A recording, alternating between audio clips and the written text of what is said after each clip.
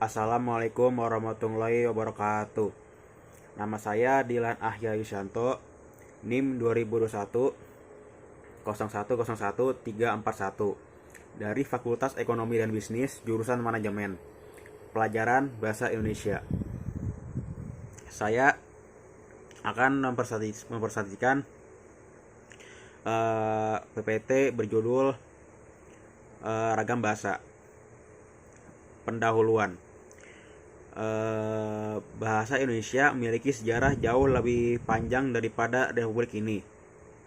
Bahasa Indonesia dijadikan sebagai bahasa nasional sejak tahun 1928. Bahasa Indonesia berasal dari bahasa Melayu termasuk ke dalam rumpun bahasa Austronesia yang telah digunakan sebagai lingua franca di Nusantara. Pada tanggal 28 Oktober 1928, para pemuda dan pelajar mengikrarkan Sumpah Pemuda. Naskah putusan Kongres Pemuda tahun 1928 itu berisi 3 butir kebulatan tekad sebagai berikut. 1. Kami putra dan putri Indonesia mengaku bertumpah darah yang satu, tanah Indonesia. Kedua, kami putra dan putri Indonesia mengaku berbangsa yang satu, bahasa Indonesia. Ketiga, kami putra dan putri Indonesia menjunjung bahasa persatuan bahasa Indonesia. Berdasarkan putusan Kongres Pemuda di atas, tergambar begitu tingginya nasionalisme kaum muda dan pelajar pada masa itu untuk mengangkat derajat dan martabat bahasa Indonesia di Nusantara. Tanpa paksaan ataupun tekanan dari pihak manapun, kaum muda dan pelajar begitu berkorbannya semangat memperjuangkan kemerdekaan dan pengakuan bahasa nasional, yaitu bahasa Indonesia di mata dunia. Pengertian ragam bahasa. Menurut para ahli, menurut Bachman dalam buku Sri Satatata, bahwa ragam bahasa adalah variasi bahasa menurut pemakaian yang berbeda-beda, menurut topik yang dibicarakan, menurut hubungan pembicara, kawan bicara, orang dibicarakan, serta menurut medium membicara. Dengan kata lain, ragam bahasa adalah variasi bahasa yang terjadi karena pemakaian bahasa. Menurut Minto Rahayu, ragam bahasa terjadi karena adanya ragam wilayah pemakaian dan bermacam-macam penutur. Faktor sejarah perkembangan masyarakat juga turut menimbulkan faktor sejumlah ragam bahasa.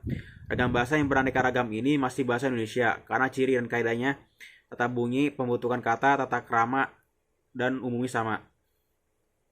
Jenis-jenis ragam bahasa.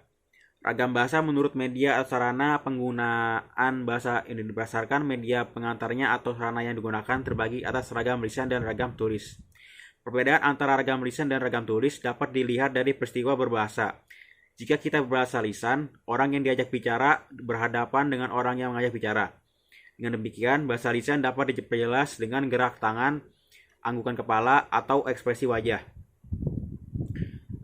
Selain itu, kejelasan bahasa lisan dapat dibantu dengan intonasi, tinggi rendah nada ucapan, tekanan kata, dan lafal. Ragam lisan dapat digunakan dalam pelaporan perpandangan mata, misalnya laporan pandangan mata pertandingan sepak bola, musibah kecelakaan pesawat terbang, bencana alam, atau demonstrasi massal.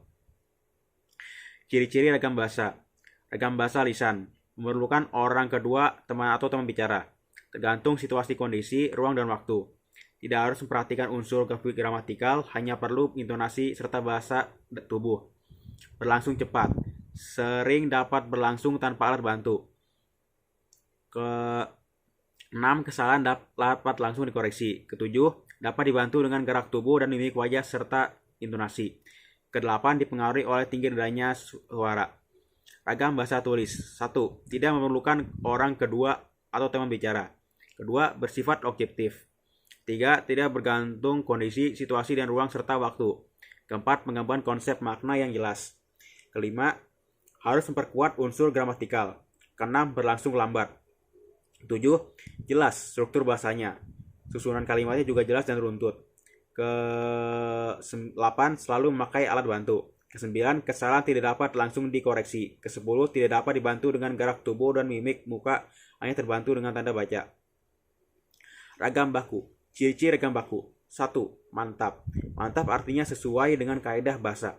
Sebagai contoh, Kalau rasa dibubuhi awalan pe akan terbentuk kata prasa. Kata raba dibubuhi pe akan berbentuk kata peraba.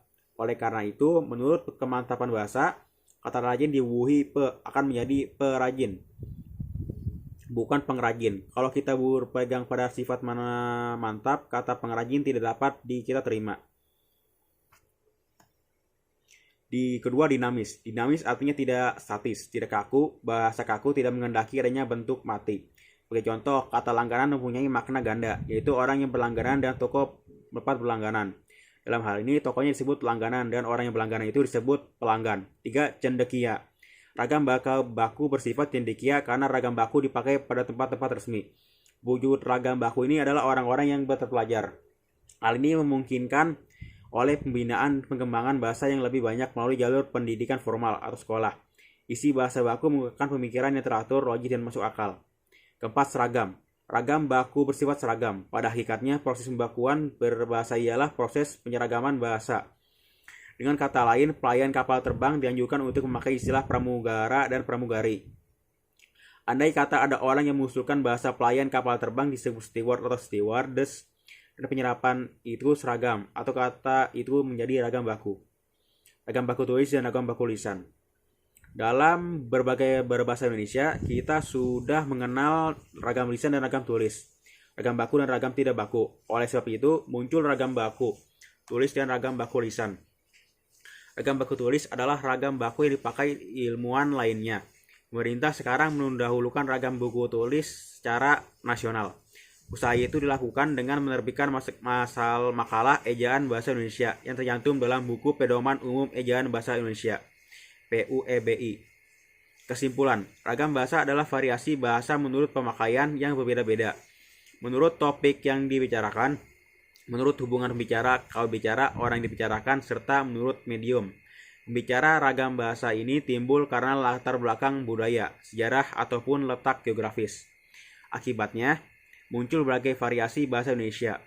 Ragam bahasa Indonesia ini memiliki berbagai macam jenis yang dibedakan berdasarkan 3 hal, yaitu cara berkomunikasi, cara pengutaran, dan topik pembicaraan. Dilihat dari cara berkomunikasi, ragam bahasa dibedakan menjadi 2, yaitu lisan dan tulis.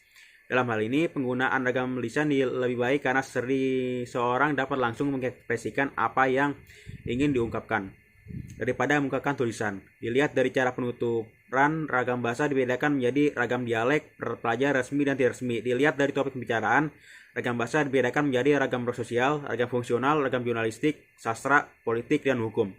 Sekian dari saya. Wassalamualaikum warahmatullahi wabarakatuh.